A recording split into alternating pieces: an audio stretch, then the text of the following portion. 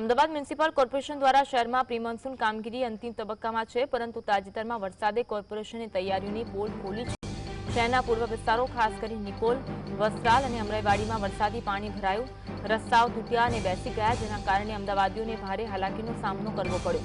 અણધાર્યા વરસાદે શહેરના નીચાણવાળા વિસ્તારોમાં પાણી ભરાવાની સમસ્યા ઉજાગર કરી છે। નિકોલ, બાપુનગરના અજીત મિલ ચાર રસ્તા, અમદુપુરાના વોરાના રોજા જેવા વિસ્તારોમાં ઘૂંટણસમા પાણી ભરાયા, જેનાથી વાહન ચાલકો અને રાહદારીઓને ભારે હાલાકી ભોગવવી પડી। ખાડીકટ કેનાલના રીડેવલપમેન્ટને કારણે પૂર્વ વિસ્તારોમાં પંપ બંધ હોવાથી પાણી ભરાવાની સમસ્યા વધી છે। જો કે આ અંગે એમસીનું કહેવું છે કે 36 પ્રોજેક્ટ્સ અને 29 ચાલુ પ્રોજેક્ટ્સ દ્વારા પૂરની સમસ્યા હલ કરવામાં આવી રહી છે। શહેરના તળાવોની સફાઈ અને પાણીના નિકાલની વ્યવસ્થા પણ કરવામાં આવી છે।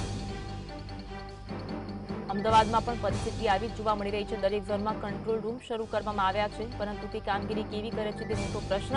અમદાવાદમાં પ્રી મોન્સૂનની કામગીરી અંતિમ તબક્કામાં છે, છતાં પણ અમદાવાદમાં જ્યારે થોડો વરસાદ થયો તેમાં પૂર્વ વિસ્તારો હતા કે જ્યાં પાણી ભરાવાના દ્રશ્યો જોવા મળ્યા હતા। કેચપીટની સફાઈનો ત્રીજો રાઉન્ડ પણ હાથ ધરવામાં આવ્યો છે। વરસાદી પાણીના નિકાલ માટે વધારાની 4300 કેચપીટ તૈયાર કરવામાં આવી છે। આટલી કામગીરી થાય છે છતાં પણ ચોમાસા પૂર્વે જ્યારે વરસાદ થતો હોય છે ત્યારે આ કામગીરી તમામ છે તે પોકળ સાબિત થતી હોય છે।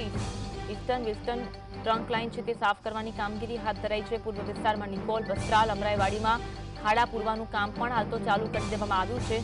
પાલડીમાં મુખ્ય કંટ્રોલ રૂમ પણ શરૂ કરવામાં આવ્યો છે। કંટ્રોલ રૂમ થકી તમામ વિસ્તારોનું મોનિટરિંગ કરવામાં આવતું હોય છે, નજર રાખવામાં આવતી હોય છે। દરેક ઝોનમાં કંટ્રોલ રૂમ શરૂ કરવામાં આવ્યા છે। કંટ્રોલ રૂમ થકી તમામ પરિસ્થિતિ પર ચાંપતી નજર રાખવામાં આવતી હોય છે।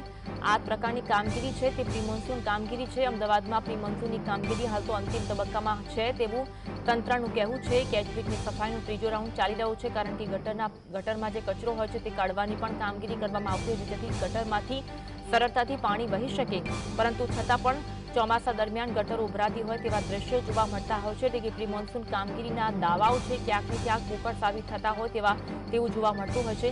મહાનગરોમાં પણ આવી જ પરિસ્થિતિ જોવા મળતા અનેક પ્રશ્નો પણ સર્જાતા હોય છે। અમદાવાદમાં એવું કહેવામાં આવી રહ્યું છે કે તંત્ર જે કામગીરી કરી રહ્યું છે, પ્રી મોન્સૂન કામગીરી તે અંતિમ તબક્કામાં છે। અલગ અલગ કામગીરીઓ અંતિમ તબક્કા અંતર્ગત થઈ રહી છે, પરંતુ આ કામગીરી તો સાચી ત્યારે ઠરશે કે જ્યારે અમદાવાદમાં ભારે વરસાદ થાય અને પાણી ન ભરાય, પરંતુ તેવું જોવા નથી મળતું, કારણ કે દર વખતે અમદાવાદમાં ચોમાસા દરમિયાન પાણી ભરાવાના દ્રશ્યો જોવા મળતા હોય છે। ન માત્ર ચોમાસા દરમિયાન, પરંતુ જ્યારે પણ કમોસમી વરસાદ થતો હશે ત્યારે પણ વરસાદી પાણી અલગ અલગ વિસ્તારોમાં ભરાતા જોવા મળતા હોય છે, જેના કારણે તંત્રની પોલ ખુલ્લી પડી જતી હોય છે। કેચપીટની સફાઈનો ત્રીજો રાઉન્ડ અત્યારે હાથ ધરવામાં આવ્યો છે। વરસાદી પાણીના નિકાલ માટે વધારાની 4300 કેચપીટ તૈયાર કરવામાં આવી છે અને તમામ કામગીરી હાલ તો કરવામાં આવી રહી છે। ઈસ્ટર્ન વેસ્ટર્ન ટ્રંક લાઇન નાખવાની કામગીરી પણ અંતિમ તબક્કામાં છે। આજ અંગે વધુ વાત કરીશું, સમાચાર ઝલક ફોન લાઈનથી જોડાયા છે। ઝલક, તંત્ર દ્વારા જે પ્રી મોન્સૂન કામગીરી છે અંતિમ તબક્કામાં ચાલી રહી છે, કઈ કઈ કામગીરી હાથ ધરાઈ છે? જી અન્વી, જે ચોમાસું છે જાણે બારણે આવી રહ્યું છે અને જે વરસાદી ઝાપટા છે જે તે શરૂ થઈ ગયા છે, ત્યારે જે મહાનગરપાલિકા દ્વારા હજુ જે પ્રી મોન્સૂનની જે કામગીરી છે તે 20% જેટલી હજુ પણ બાકી છે। જે કેચપીટો છે, જે કેચપીટોની સફાઈનો હજુ જે ત્રીજો અને અંતિમ તબક્કાનો જે રાઉન્ડ છે તે બાકી છે અને તે કામગીરી હજુ જે ચાલી રહી છે। મહાનગરપાલિકા દ્વારા જે કેચપીટો છે તે કેચપીટો નવી બનાવવામાં આવી છે। લગભગ 4300 જેટલી જે કેચપીટો છે તે નવી તૈયાર કરવામાં આવી છે। તો મુખ્ય કંટ્રોલ રૂમ છે તે કંટ્રોલ રૂમ શરૂ કરી દેવામાં આવે છે અને કંટ્રોલ રૂમ દ્વારા જે વરસાદી પાણી સહિતના નિકાલની કામગીરી પર નજર રાખવામાં આવશે। ઝોનના કંટ્રોલ રૂમ પણ શરૂ કરી દેવામાં આવે છે। ખાસ કરીને જે નિકોલ છે, પૂર્વ વિસ્તારમાં નિકોલ, અમરાઈવાડી, વસ્ત્રાલ છે વગેરે જેવા જે વિસ્તારો છે તે વિસ્તારોમાં જે લાઈનો છે તે સ્ટ્રોંગ વોટર લાઈન નાખવાની જે કામગીરી છે તે મોડા શરૂ કરવામાં આવી હતી, જેને કારણે જે વિસ્તારો છે તે વિસ્તારોમાં હજુ પણ જે કામગીરી છે ચાલુ છે અને જે ખાડા છે તે ખોદાયેલા જોવા મળી રહ્યા છે। એટલે કહી શકાય કે જે આ બધી કામગીરી જે હજુ બાકી છે, જે કામગીરી ચાલી રહી છે, તેને કારણે જે વરસાદ આવશે ત્યારે આ વિસ્તારોમાં છે તે હાલાકીનો લોકોને સામનો કરવો પડશે।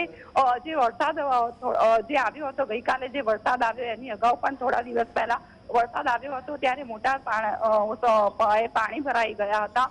એટલે કહી શકાય કે આ વખતે પણ જે પ્રી મોન્સૂન જે કામગીરી કરવામાં આવી છે તે માત્ર કાગળ પર જોવા મળી રહી છે। વરસાદ હજુ તો એટલો આવ્યો નથી, છતાં પણ આ રીતની જે સમસ્યા સર્જાઈ છે ત્યારે ચોમાસામાં કેવી સ્થિતિ સર્જાશે તે જોવું રહ્યું। જે ખાડા જે ખોદીને પુરાણ કરવામાં આવ્યું છે તેવી જગ્યાએ જે યોગ્ય વોટર લેવલ ન કરવાને કારણે, વોટરિંગ ન કરવાને કારણે ખાડા અને ભૂવા પડવાની પણ સમસ્યા સર્જાશે તે નકારી શકાય નહીં. તેવા વિસ્તારોમાં રોડ પણ હવે બની શકશે નહીં. આમ કહી શકાય કે જે ચોમાસું છે તે ચોમાસું આવી પહોંચ્યું છે ત્યારે હજુ પણ તંત્ર ઢીલી નીતિ અપનાવી રહી છે. ધીમી કામગીરીને કારણે લોકોને હાલાકીનો સામનો કરવો રહ્યો. જરાક અમદાવાદમાં પશ્ચિમ વિસ્તાર હોય ત્યાં પણ ઠેર ઠેર પાણી ભરાતા હોય છે. પોશ વિસ્તારમાં પણ સિંધુ ભવન રોડ જેવા રોડ પર પણ પાણી ભરાતા દ્રશ્યો જોવા મળતા હોય છે ભર ચોમાસામાં. એટલે કે તંત્ર દ્વારા જે કામગીરી થાય છે તે પોકળ તદ્દન સાબિત થતી હોય છે. અત્યારે તો કામગીરી થઈ રહી છે, કેચપીટો ખુલ્લી કરવાની કામગીરી કરવામાં આવી રહી છે, ગટરો સાફ કરવાની કામગીરી કરવામાં આવી રહી છે, પરંતુ આ કામગીરી જો કરવામાં આવે છે તો એ જાય છે ક્યાં વરસાદના સમયે?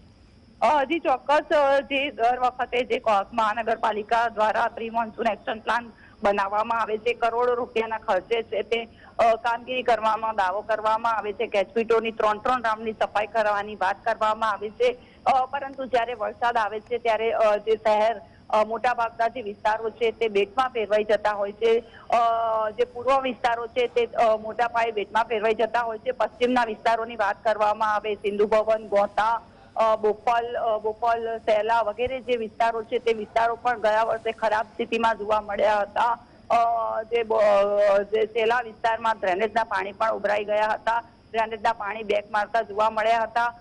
જે સિંધુ ભવન માર્ગ સમગ્ર જાણે બેટમાં ફેરવાઈ ગયો હતો. એટલે કહી શકાય કે જે સ્માર્ટ સિટીની વાતો કરવામાં આવે છે, પ્રી મોન્સૂનની વાતો કરવામાં આવે છે, તે માત્ર કાગળ પર હોય છે. પ્રજાના પૈસા, ટેક્સના નાણાં છે તે નાણાં પ્રી મોન્સૂન કામગીરી પાછળ ખર્ચ તો કરવામાં આવે છે, પરંતુ લોકોને સમસ્યાથી મુક્તિ મળતી નથી. જે અંડરપાસની વાત કરવામાં આવે તો થોડો વરસાદ પડે કે જે અંડરપાસ છે તે અંડરપાસમાં પાણી ભરાઈ જાય છે અને જે વાહન વ્યવહાર માટે બંધ કરી દેવામાં આવે છે.